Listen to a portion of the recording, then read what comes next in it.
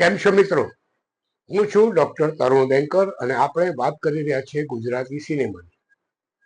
ગુજરાતી સિનેમાની વાતમાં આજે એક એવો શુક્રવાર કે જ્યારે એક પણ ગુજરાતી ફિલ્મ રિલીઝ થઈ રહી નથી, તો આપણે શેની વાત કરીશું? તો એ આપણે આ એપિસોડના બીજા ભાગમાં જોઈશું.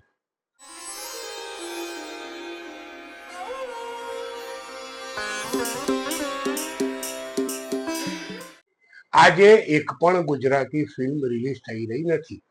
આપણે આગળ પણ ચર્ચા કરી છે કે આવું કેમ બને છે. એ તો હવે નિર્માતા અને ડિસ્ટ્રીબ્યુટર જાણે.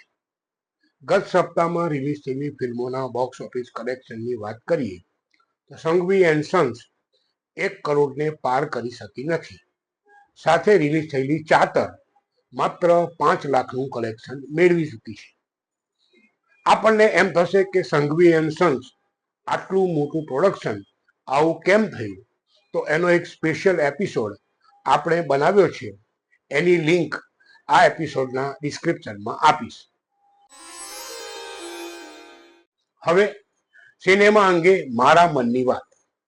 મિત્રો, આમ તો 3 વીક પહેલા રિલીઝ થયેલી ફિલ્મ ડેડા મેં ગઈકાલે જોઈ.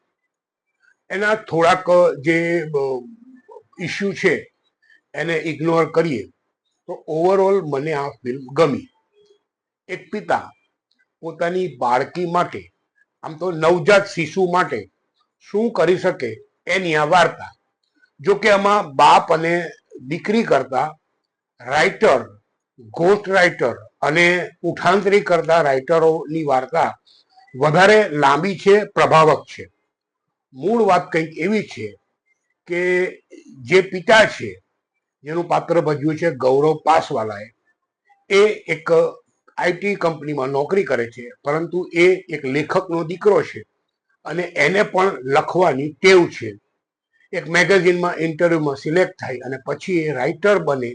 એની આ કથા અને એની સમાંતરે બીજી એક સ્ટોરી લાઈન ચાલે કે જેમાં એક પબ્લિશર અને એક એસ્ટાબ્લિશ રાઇટર એટલે કે સોનાલી લેલે દેસાઈ અને મેહુલ બુચ, આ બંને જણા કેવું કારસ્તાન કરીને મોટા પબ્લિશર બન્યા છે અને શેખર ગુપ્તા જે મેહુલ બુચ ભજવે છે એ કેવી રીતે મોટા રાઇટર બન્યા છે એની ઘટના, એની વાર્તા સમાંતરે ચાલે. શરૂઆતમાં ફિલ્મની પટકથા અને એડિટિંગ બહુ જ શાર્પ છે. સિનેમેટોગ્રાફી પણ સારી છે. ઓવરઓલ ફિલ્મની શરૂઆત ખૂબ સરસ થાય છે. ધીમે ધીમે ફિલ્મ ધીમી પડે છે, થોડીક નબળી પણ પડે છે, પરંતુ ઓવરઓલ જોવા જઈએ તો અત્યારે જે માથા ઉતાર ફિલ્મો આવી રહી છે, માફ કરજો શબ્દ ખોટો વાપરું છું, પરંતુ સત્ય આ જ છે.